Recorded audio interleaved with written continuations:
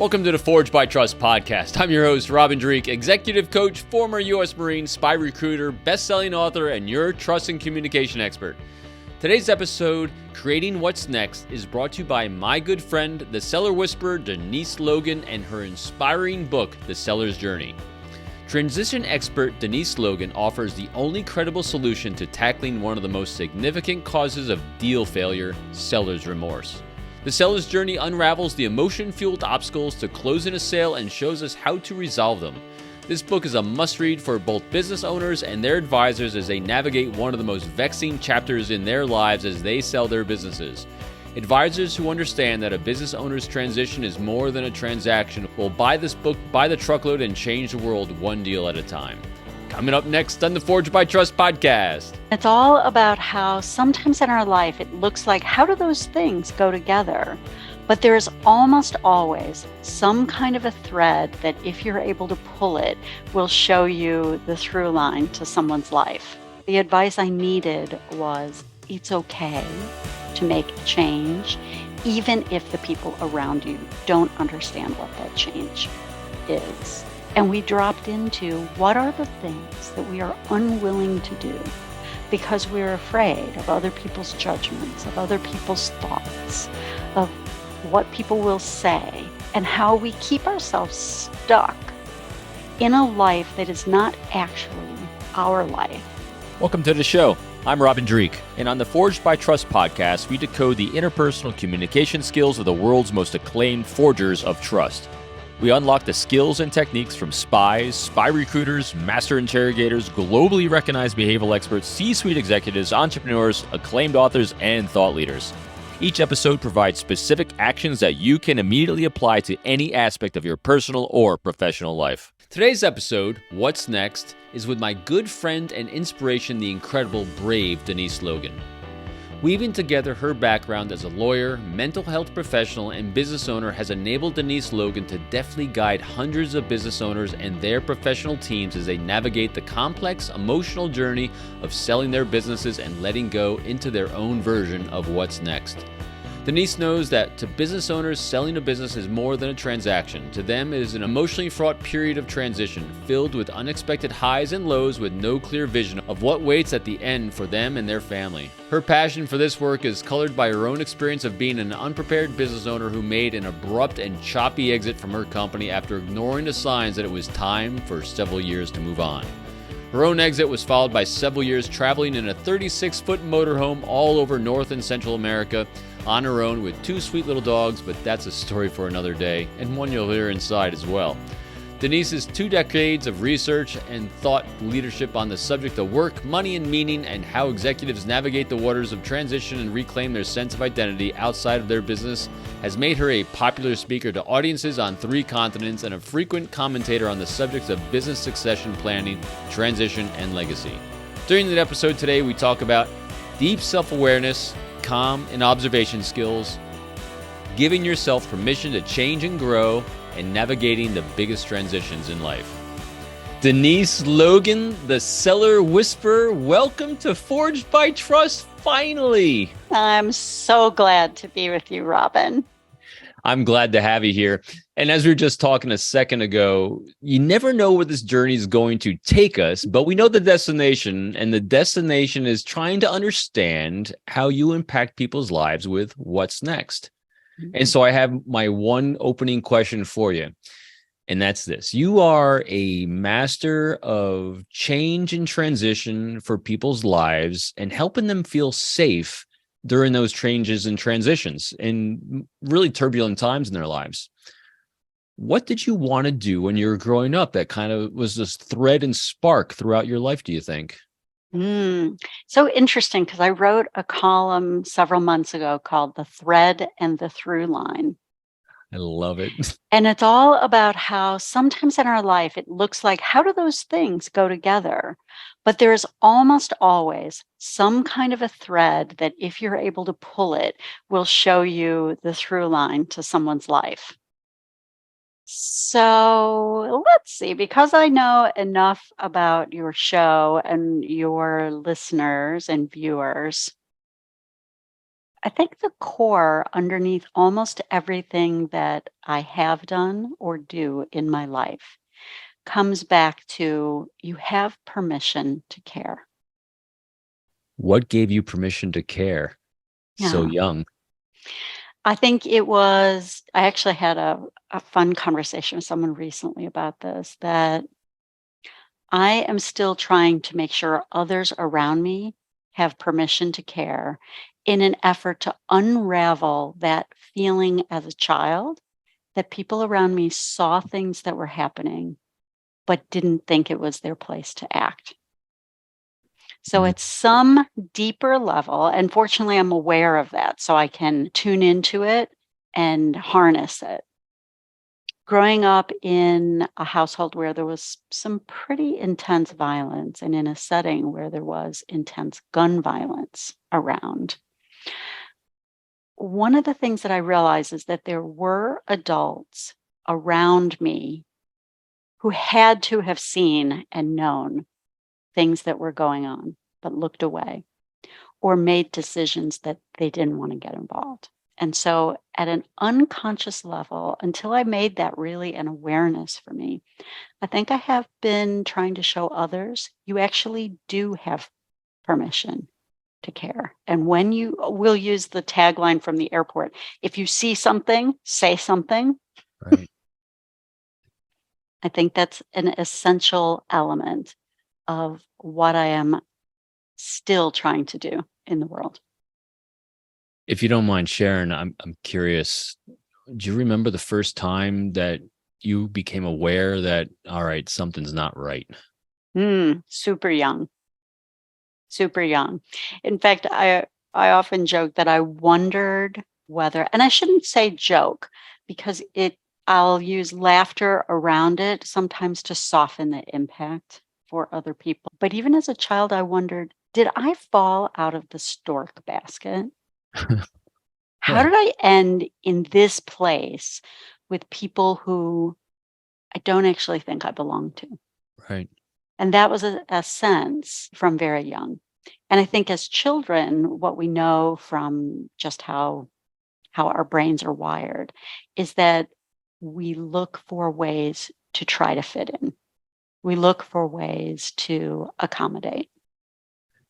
It's really fascinating, besides tragic. It's fascinating that you realize at a young age that you weren't fitting in and you thought you fell out of a stork basket.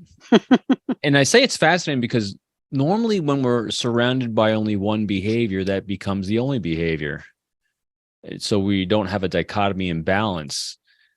But you were seeing a behavior somewhere else that'll let you know that this is not right, something's not right. Do you remember what and how you saw that made you say, I'm different than this?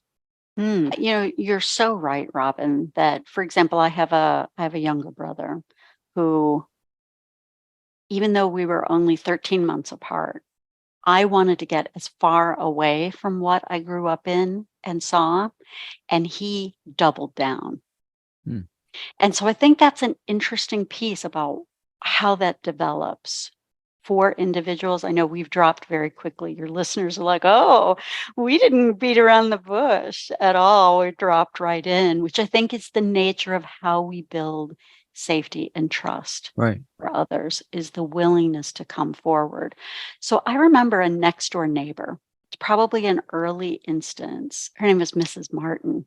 And Robin, you and I are contemporaries. So all adults only had the first name of Mr. or Mrs. Right. So I couldn't Right. even tell you at this point as a grown woman what her real first name was, Right. right? She was Mrs. Martin and she lived next door. And I would say she was a neighbor who saw, hmm, that little girl needs someone in her life. And so she was the neighbor who would invite me over to have like tea and cookies and be able to come next door. And growing up in this system that I did, they didn't really want outsiders to be able to observe or see what was happening. Right. And so pretty soon there was an 8-foot tall fence built between our two houses Oh my gosh. by my family, Right. not by Mrs. Martin, Right. and cutting off contact. And pretty soon there was a disruption in being able to interact with that helpful neighbor. And so throughout my childhood for sure, and probably long into my adult life, I looked for who are the people who are awake, Oh, that's a great question. who sees what's happening. And even in my life now, though that is a question, certainly we are living in times where some people are asleep and some people are awake. Right. And I often have that question for myself: who is awake and who is open to having a conversation where we drop one layer deeper from news, sports, and weather? Right. Wow. So Mrs. Martin modeled the behavior that made you feel safe. Hmm. So when you were younger, you had a behavior of what you wanted for safety and you knew what didn't make you feel safe. Did you start forming, all right, this is the path I want to start walking yet? Like, what did you want to do later in life? Oh, so fun. My very best friend and I growing up read every Perry Mason book there was.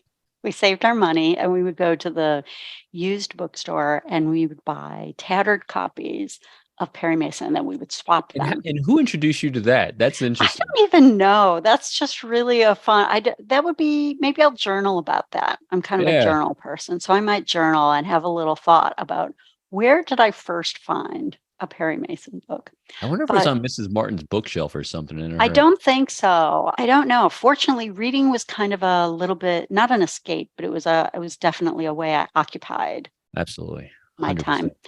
So she and I decided that we were going to be lawyers from the time we were super little. There were no lawyers in either of our lives and our backgrounds. So, and I think it's curious looking back on why we even thought we could be lawyers. Because if you remember, Perry Mason was the lawyer, and the female characters in every Perry Mason book were secretaries or femme fatales. Right. So, isn't it lucky that we decided we wanted to be lawyers and not femme fatales? That could have been a whole other conversation you and I would be having right now. Right. Well, it's also very interesting too at that time period that we grew up and you're reading Perry Mason books that someone is also modeling the behavior that wasn't off limits to you. Hmm. Yeah. And I don't know who that person Yeah. was in my life, who the person was, because so the household that I grew up in, neither of my parents had graduated from high school. Right. So advanced education was not on the table as something that was planning. When the time came and I had early admission, I decided I wanted to leave after 11th grade and I got admitted to university and had a scholarship, but I needed a little more money. And my parents had not put money aside. And Sure. I don't actually, I'm probably the oddball at this time in life, but I don't actually think parents are obliged to pay for their children's education. If you can, but right, and there definitely was no money set aside. And so I went to the local banker back at a time when the local banker lived in the same community that we lived in, right? Just in a better house. Right. Now that isn't always what our experience is of banks and bankers. And so I went to the banker and said I needed a $2,500 student loan. And you did this on your own. Yeah, to make up the gap. And so he sent And me how old home and how old were you at the time? 16. And where did you grow up? Yeah, I grew up in Southern Ontario, Canada. Okay. And yeah, Where did and this bravery come from? I think it's a survival instinct. Actually, Yeah. that's what I think. And so went to the banker. He sent me home with student loan documents, and my father was not about to sign loan documents for anything. And so this is just the naivete of being a young person, right? I went back to the banker and said, "So, how can we make this happen?" And he made an unsecured $2,500 student loan to a 16-year-old girl. Oh, you just sparked my favorite question in the world. So I'm going to give you a little more about this and then I'll come back to your Yeah, fun okay. question, right? So I was super happy. Off I went on my merry way. And definitely it was my escape Right. from a system that I did not belong in and did not want to return to. And so then I went on years later, I went to law school. And it was at that point in my life that I realized, hmm, that probably wasn't bank policy for Mr. Finn. Again, we don't know his first name, but Mr. Finn to make an unsecured student loan to a 16-year-old girl. And so by the time I realized that, I went back to ask him why had he taken that risk, he had already passed away. Oh. And it's an interesting question. What did he know or see You know that my made question? him willing? Oh, see, I'm so glad. But it's a question that has lingered for me. What did he know? What did he see? Either in my circumstances or in me as a person that made him willing to make that decision, because I think we can all agree that was probably outside of bank rules and he stuck his neck out. Of course, I did repay the student loan, but long after he had taken that kind of risk. So there was a person. I think there are people who step into our lives and we all have them, right? They are these little, we can call them angels or guardians, folks who step in. And my question always for people when I'm talking about this topic is, where have you been that for someone else? And are you aware enough to spot the instances where you're being called to be that? And it doesn't even have to be as dramatic as, right? It might be as innocent as Mrs. Martin, the next door neighbor, Yeah. or as, I'm going to use the word dramatic because that was a dramatic change for me in my life as Mr. Finn. There's two tracks. I'll Are you stick with having one fun? person. I thought Oh my this would gosh. be Oh a my super gosh. fun conversation. I've been Yes. so looking forward to it, Robin. Me too. So first, let's talk about a second for Mr. Finn and what he saw again. Yeah. You were emanating a personal brand at this age, obviously, because he saw that brand. What else were other people seeing, do you think? What was your behavior? How were you interacting? What kind of jobs did you have? I mean, you had a brand that was out there that was emanating energy from you. What do you think that was that they saw? Hmm.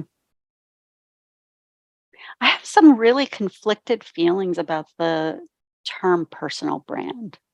Okay. Start there, but it's an interesting piece because I often think people get so focused on identifying something that isn't them, right? This branding concept. I'm You curious what just people are. saw of what was. In other words, your Yeah. organic and your original self. Yeah. So I was definitely on a focus, right? I did not want to stay in those circumstances. And so I was headed somewhere else. You know, even though early on, and we've talked about the fact that I wanted to be a lawyer, even from a young age. And I think that was about righting wrongs. I don't even think I knew what being a lawyer was going to be like other than Right. what I had read. So it definitely was about being a warrior for rightness in Warrior the for world. rightness. I love that. I'm quite certain that that's what it was. But I had a guidance counselor. So there's a little sidetrack that happens because my undergraduate degree was not in anything that was related to law. My undergraduate degree was as a social worker. And that came about Of course as it a, was. but it came Sorry. about, it's so interesting, right? It fits with my current life, but it came about as an impact from, I'll say a negative impact from someone. So a guidance counselor, whose name I won't use because I don't want to shame him, but at the time had my eyes set. I wanted to be a lawyer. And he said, "You don't want to be a lawyer. If you're a lawyer, you will never meet a man and you will end up all alone as a spinster." Now imagine, I was 15 or 16 years old at the time. Well, I don't want that. That sounds like a horrible life to me. And I think your listeners should have some context for this. This is 1980, not 1950. Right. And can we all agree that that man probably should not have been giving career advice to young women? Right. And so then I found myself in university studying to become a social worker when I realized, wait, he was wrong. Of course I could be a lawyer if I wanted to be a lawyer, and eventually did make my way to law school. So it's also not unusual that I became a social worker. It's a thread. And my specialty focus there is in two tracks. One is work and financial disorders. So people who are addicted to work and money. Mm. And the other is thanatology, which is the study of death and dying. Mm. At the time, I couldn't have told you why those two things fit together, but it's quite clear to me at this point in my life, working with business owners and their advisors as they navigate the exit of their business, how a work or financial disorder combines with our desire to stay away from death and dying, to keep people stuck. Right. So I would not have guessed that I would choose to be a social worker in my early life. And that was a detour caused by what I would say were the unthinking words of a person who showed up as a guide in my life. And what things did you take from being a social worker? What more did you take that led into being a lawyer? Again, there are places where we get to step in and make a positive or a negative impact in someone else's life. And can we do that in a way that is conscious and intentional? And I certainly saw lots of ways where that wasn't happening. You've hit the theme a few times, and I think it's a good thread, another fantastic thread in your life, and that is the being aware and being able to observe. What do you think made you so self-aware and observant? Safety. Safety. For many years, I would ride in a car and I can see every hawk in the trees when I'm driving on a highway, or I notice when things are out of place. I learned that as a safety skill as a child, noticing when things are out of place, noticing what facial expression changed. So I think and maybe I was born wired that way, but I definitely know from an environmental perspective, I learned very early on to be highly attuned to environmental cues and to shifting. I'm going to use the word shifting energy, and I don't mean that in a woo way, although it definitely has that perspective as well. But I learned to notice very early on what was changing around me.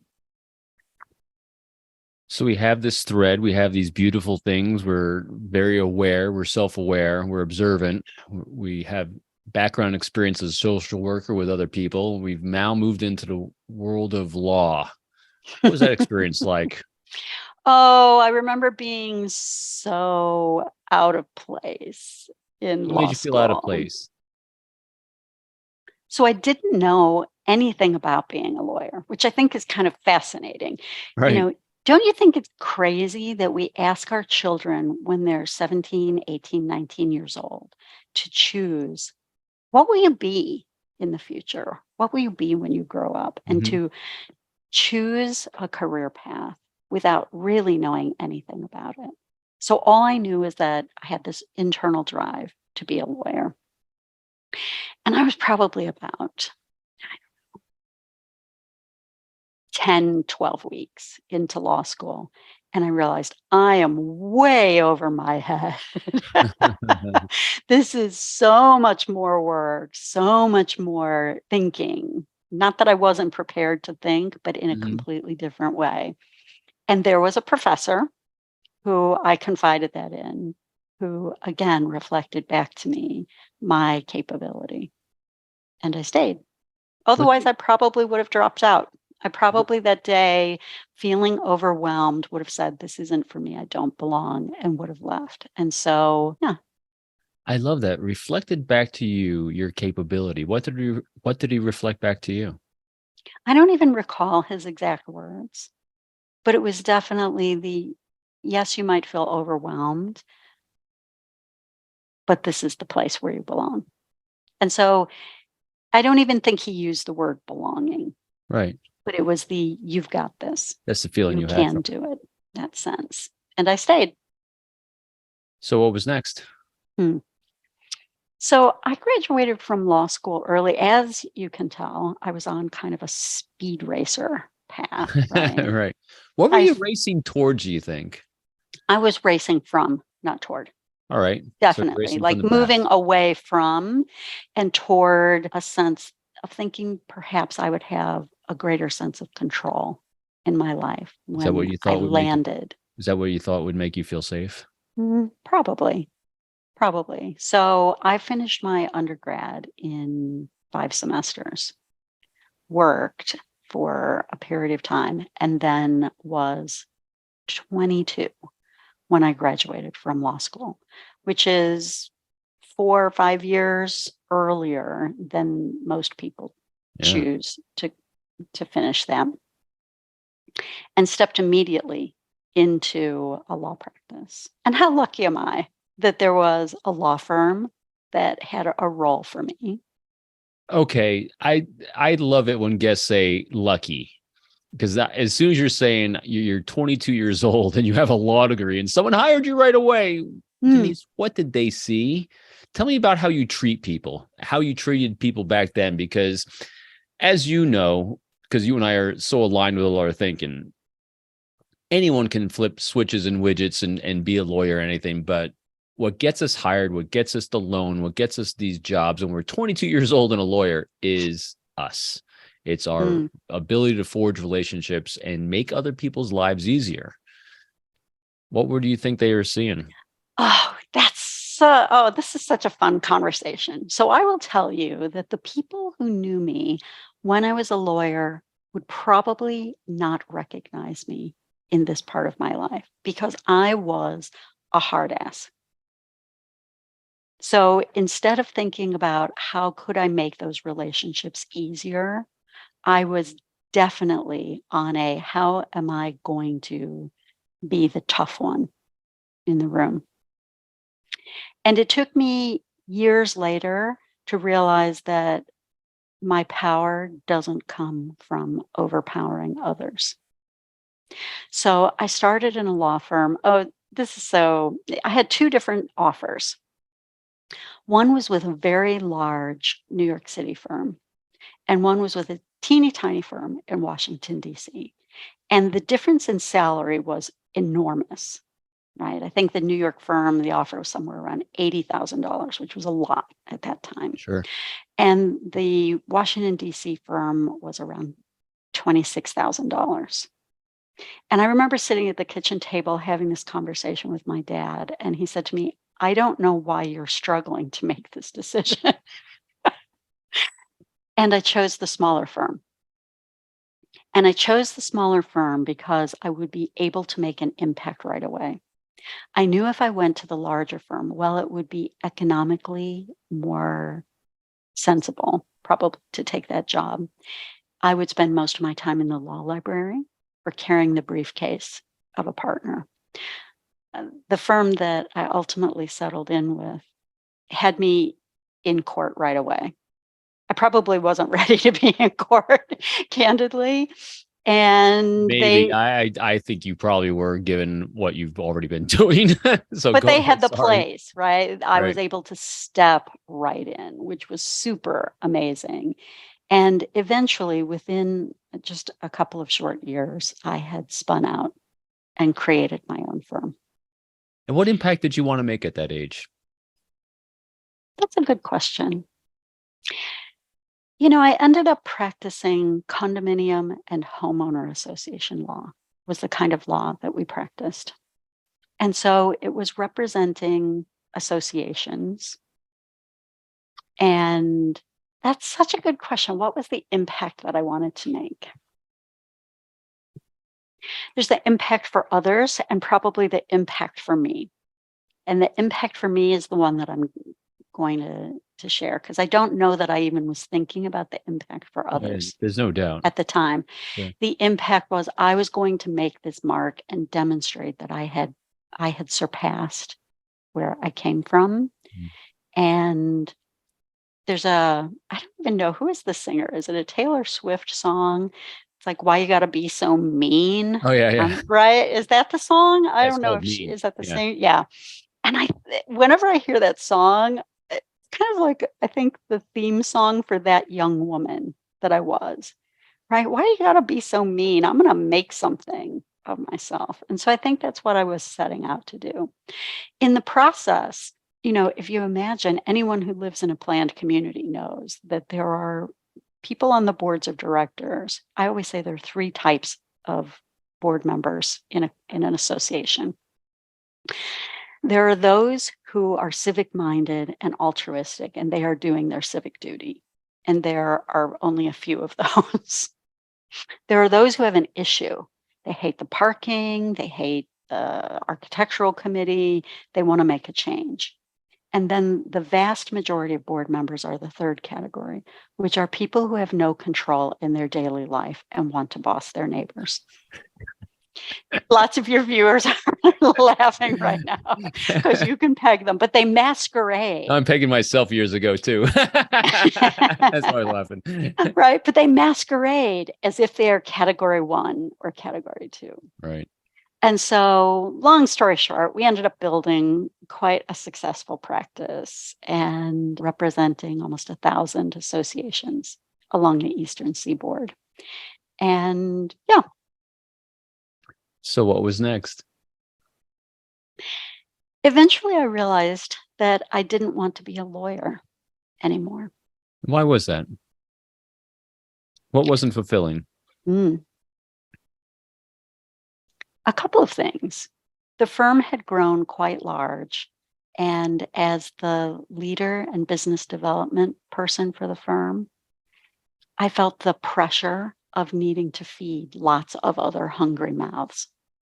And while I loved that role of being out in the community and attracting clients and leading litigation for the firm, no longer, that mask didn't fit anymore.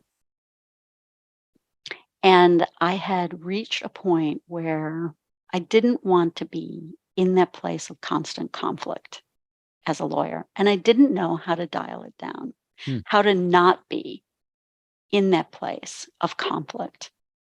And I was burned out. So I knew I needed to make a change. Probably 4 or 5 years before I actually gave myself permission to make the change. Because each time I approached I don't think I want to practice anymore. If you can imagine, right? By that point, I was in my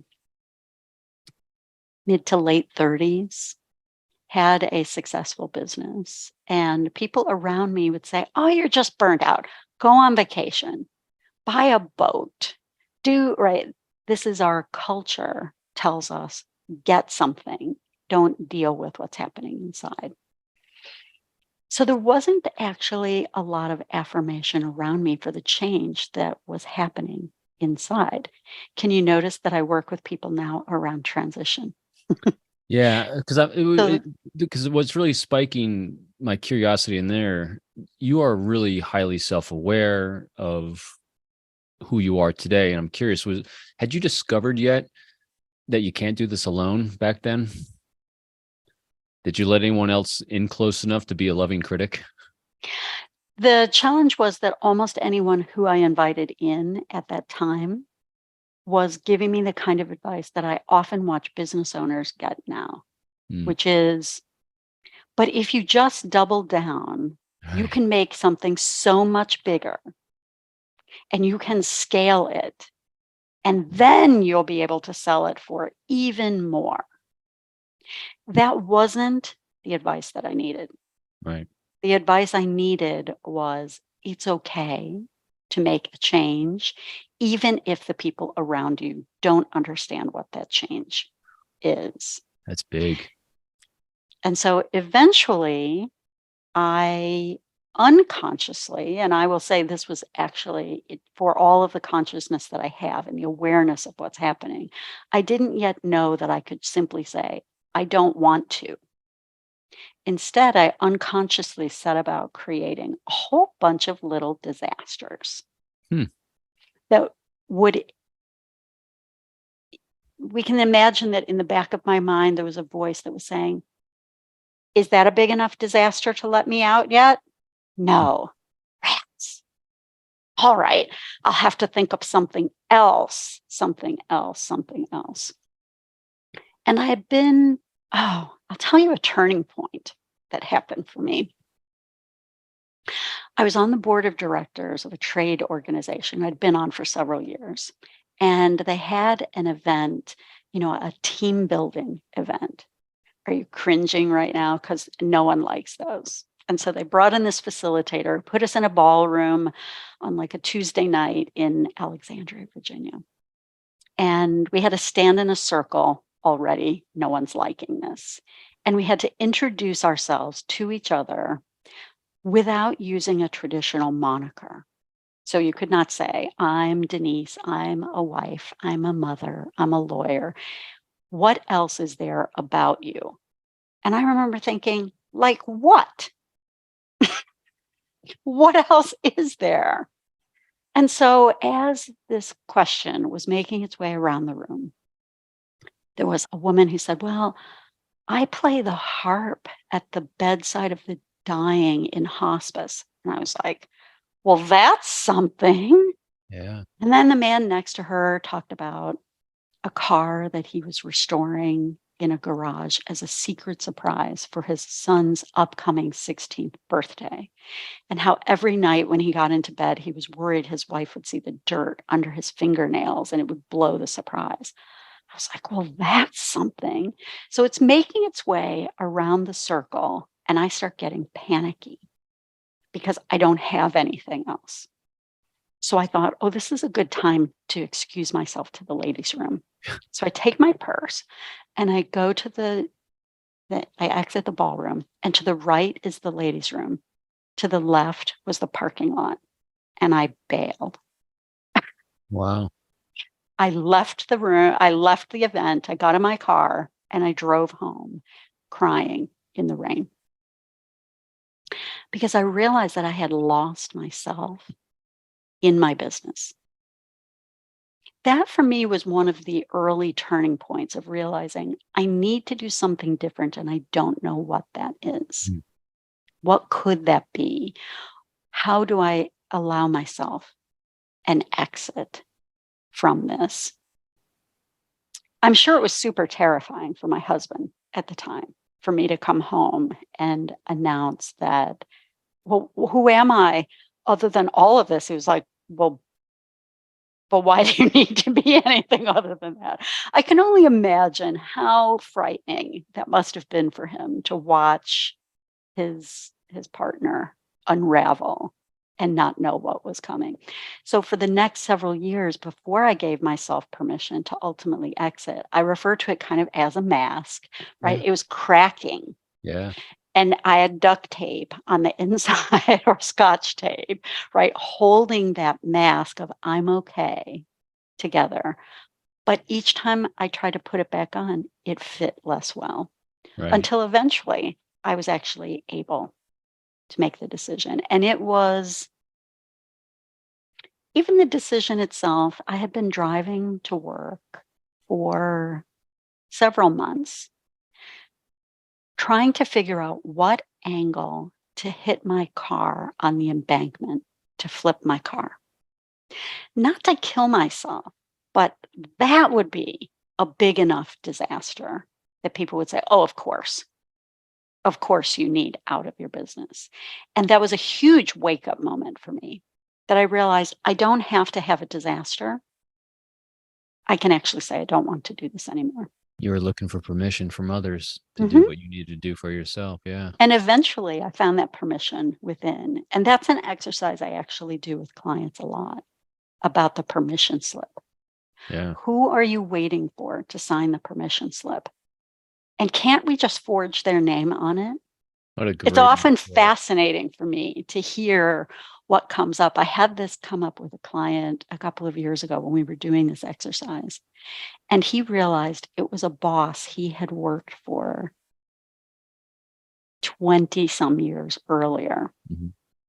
And so I said to him, well, you have two options. You can either forge that man's name on your permission slip. Mm-hmm.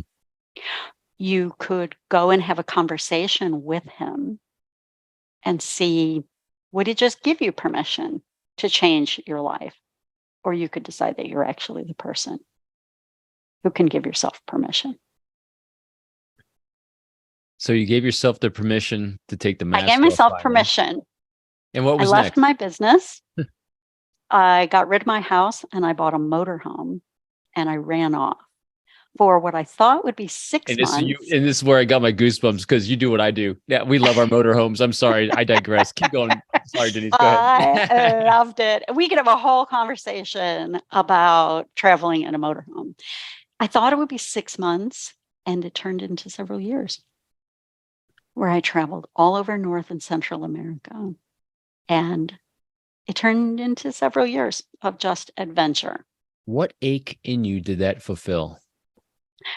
It was about reclaiming myself and choosing who I could be next. And I didn't really know. One of the things that was so fun, at the time I was in my late 30s, I did not look like the other people who were out full-timing in a motorhome. Right. I look more like them now than I did then. And inevitably I would, and I had also gotten divorced in the process. And so I was on my own out in this 38-foot motorhome, towing a little car behind. And I would back it in, get everything set up. And you could see I'll say the old guy in his lawn chair across the way going, where's the man? Where's the man? And pretty soon, one or both of, husband and wife would toddle over and want to know, what's the deal? How are you out here? How is it possible that you're here? And they would want to know, what did you do? And I decided I was not going to answer that question. I was going to instead ask people what they thought I did. Good question. Again, a really great opportunity to see through others' eyes, different ways. Who else could I be in the world? What is there?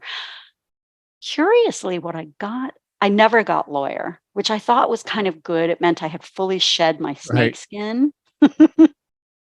I often got sculptor, artist, gallery owner. Those came a lot, which was fascinating to me because at the time I wouldn't have said that I had a creative impulse.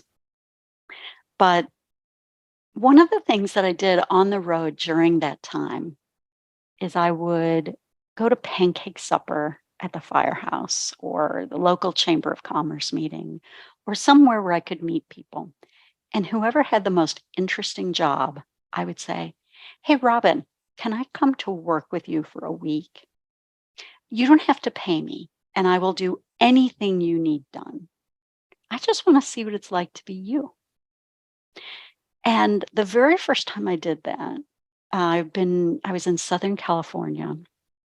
And campgrounds, as you know, are not generally in the center of a metropolitan area. So, a little more rural. And I'm running with my dogs one morning, and on the right side of the road was a chicken farm. On the left side of the road was a dairy farm. And I thought, I don't really know anything about farming. So I tied the dogs up to a post, found the farmer, said, hey, I don't know anything about farming, but I'd like to. If I promise to come every day for a week, you don't have to pay me, and I will do whatever you need done. Are you game? And he kind of stroked his chin, looked me up and down. He's like, yep, wear boots. And so every day for a week, I showed up on the farm. The first day, he had me bottle feed newborn calves. Oh, I was coming back the next day. Day 2, he had me work the milking machine. Day 3, I did bookkeeping. Day 4, I drove a big tractor full of manure, which I thought being a lawyer had fully prepared me for that skill set. And by the end of the week, I realized, oh my gosh, look at all that is involved just in this little stage of us getting milk. And I was hooked. And so 1 week out of every month for several years, I did a job I hope to never do again. And that makes me Oh my grateful God. other people do their work. What, what a profound aha moment. 1 week a year, you decide to do a job that I'll never want to do again. I just love that. What deep curiosity that is. And also the ability to see other people, Deep empathy. Deep right? empathy. That willingness, I think one of my fun ones was convincing a lobster fisherman in Nova Scotia to let me come along on the boat with him. Oh my That God. took me almost 2 weeks to convince him that I could do that. And I think lobster should cost $300 a pound, Robin. That is Right. the most difficult work ever. There's so many things you probably took away from this. Can you like list one or two of the top things you think you took away from Yeah. challenging yourself with that? Every job matters. Oh, that's great. And somehow we as a culture have decided which jobs are valuable and which jobs are worthless. And here I was coming from a life where I was paid just to use my brain. And I was paid substantially more than the people who were doing the things that actually made our lives run. Right. One of the things it really did for me is as I look around, and this happens for me all the time, I'm like, someone made this table and someone harvested the wood that the table is made from, and someone milled it, and someone got it to the store, and someone marked it and brought it to my house. Look at how many people were involved in this simple production of a table, something that I need to be able to be having this interview with you right now. All around me every day, that is the way I was able to begin seeing the That's deep importance. awareness. And instead of imagining that, oh, what I do matters more than what someone else does, every person must do their job and must do it well for our lives to work. So, what was the inspiration to move into being the Cellar Whisperer? Hmm. When I came off the road from traveling, I joined a friend's business who was preparing it for sale. And he said, why don't you help us get ready? And over the next 10 years, we tried to sell that business 3 times.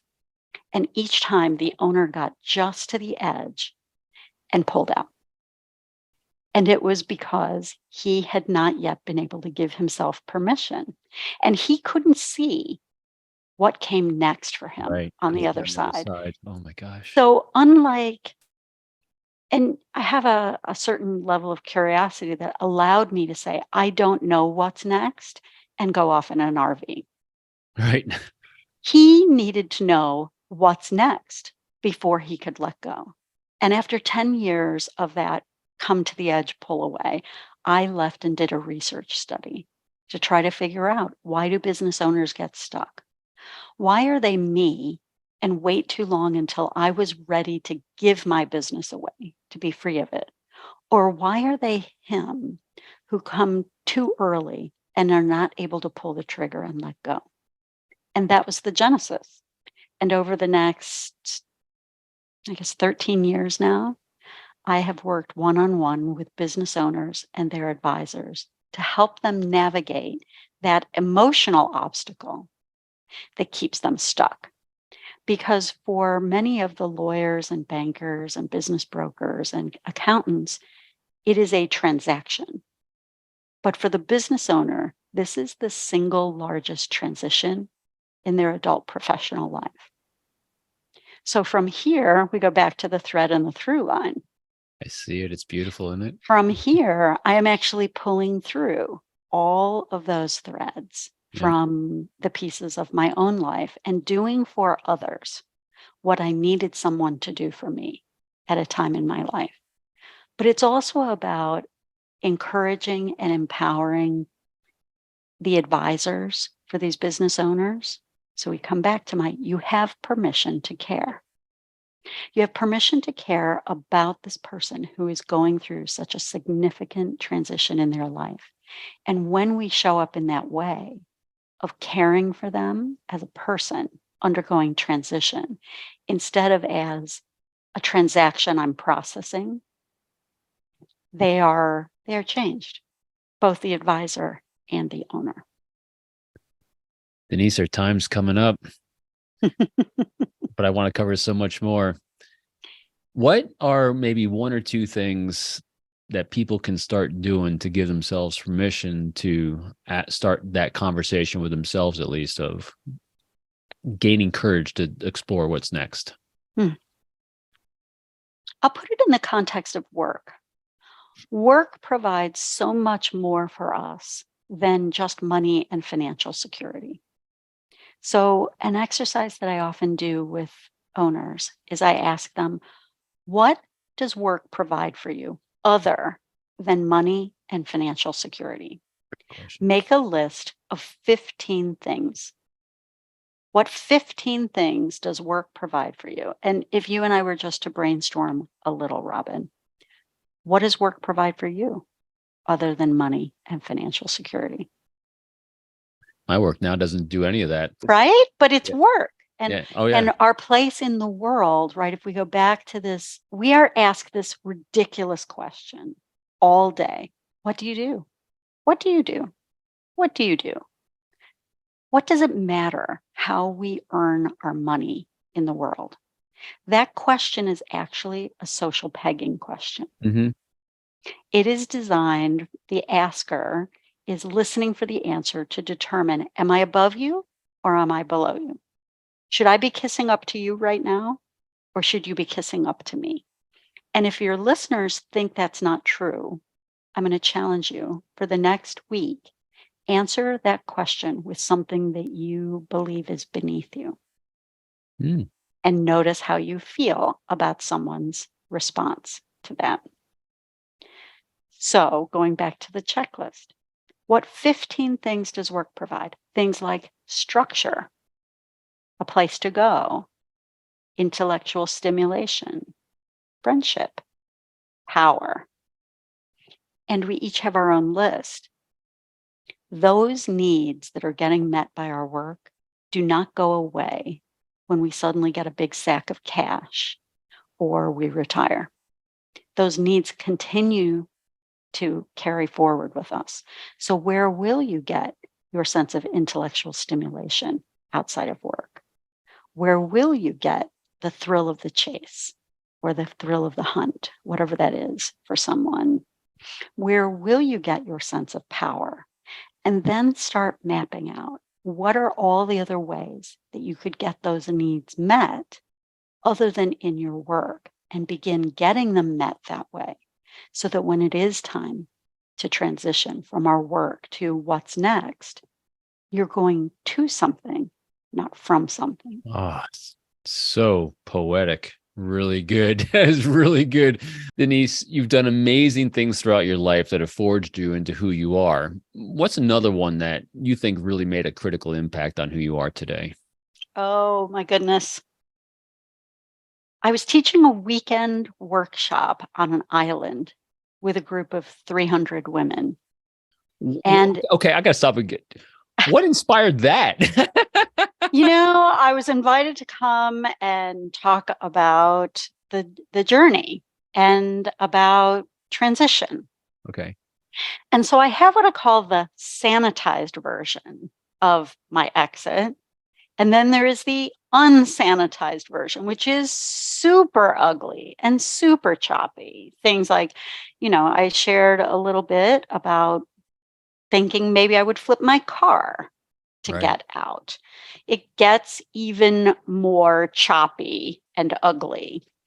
And so I'm on stage with this audience, and for the very first time ever, I decide I'm going to tell the unsanitized version of my exit.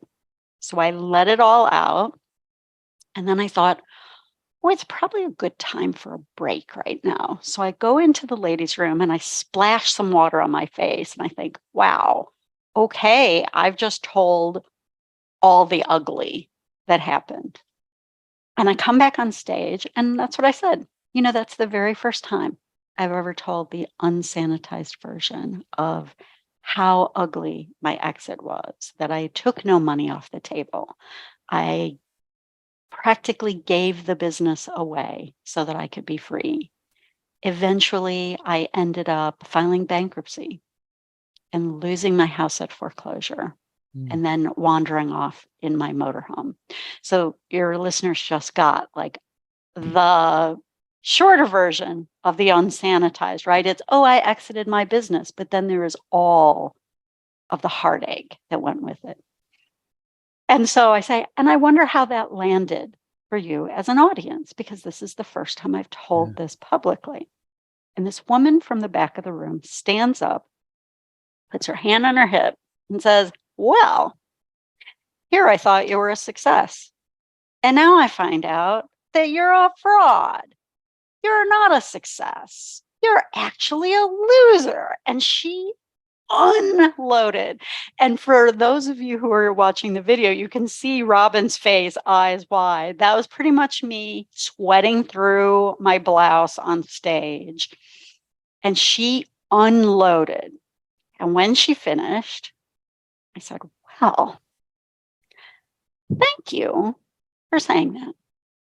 Because you just said every single thing I have ever been afraid that someone would say to me.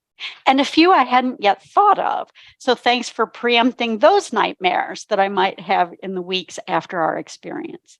But my primary question to you, ma'am, is what in your life are you unwilling to do because you are afraid someone will say to you a version of what you just said to me? She turned on her heel and stormed out the back of the ballroom. And then 1/3 of the audience got up and left with her. And I was thinking, well, this went badly. And then I remembered 2/3 of my audience is still in their seats.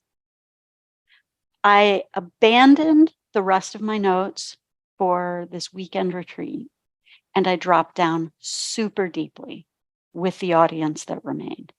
And we dropped into what are the things that we are unwilling to do because we're afraid of other people's judgments, of other people's thoughts, of what people will say, and how we keep ourselves stuck in a life that is not actually our life because we are worried about what we just saw happen.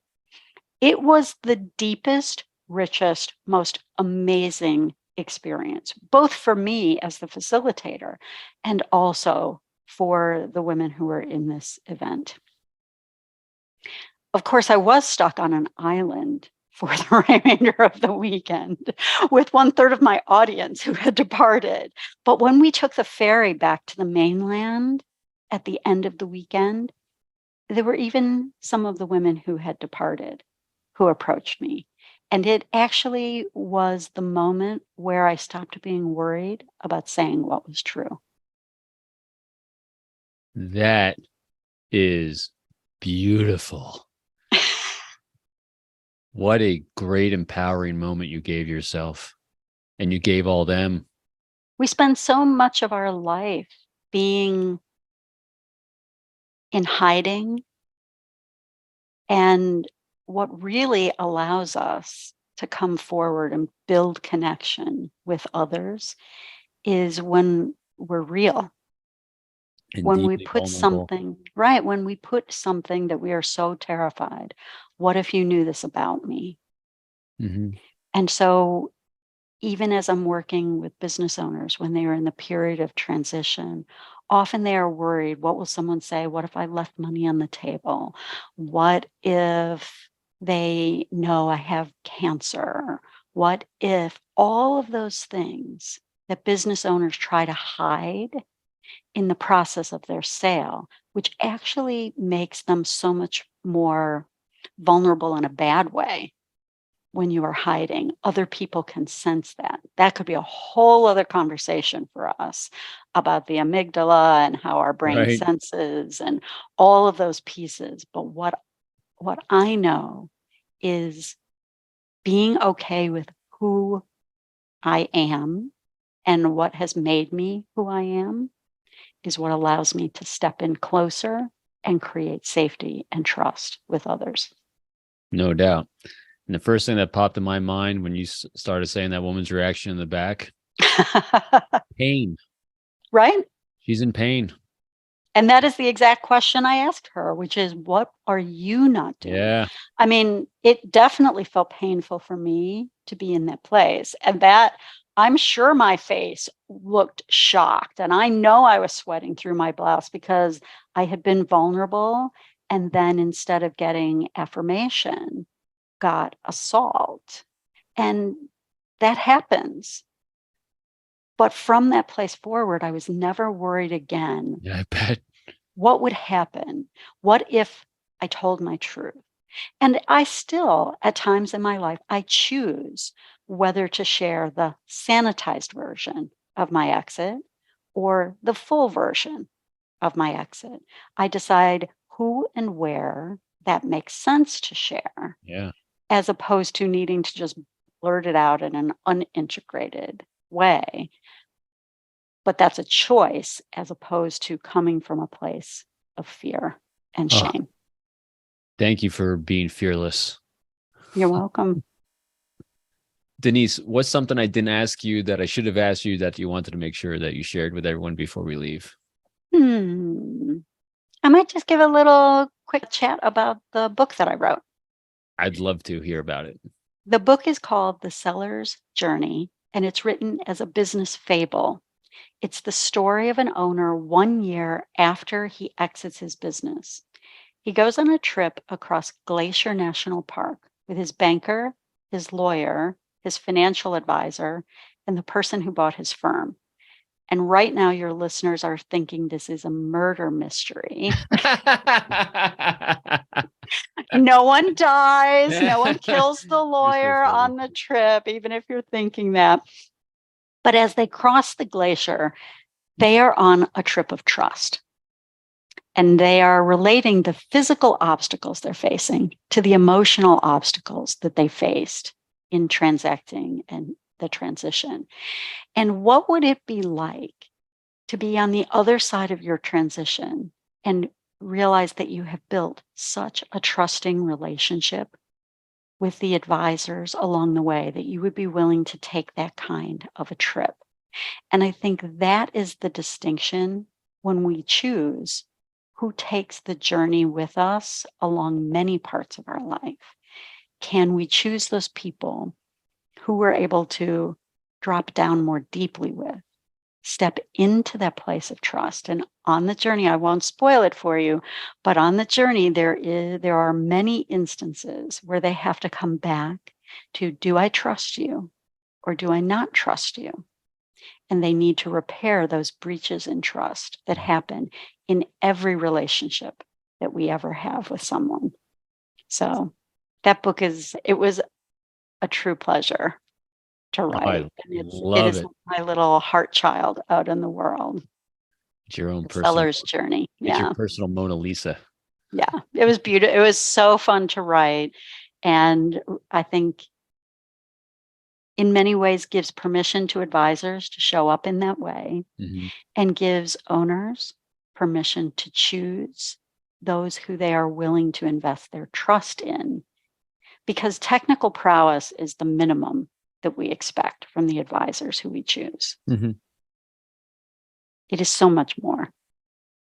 No doubt. Denise, where can people go to bring you into their lives more? Oh, so fun. Thanks for asking. My website is deniselogan.com. I write a regular column there. I'm on LinkedIn and Twitter, and happy to have folks reach out to have a conversation or just to drop a note. I'm always happy to hear from people. Awesome. Denise, I want to thank you for walking the hard road so that others don't have to.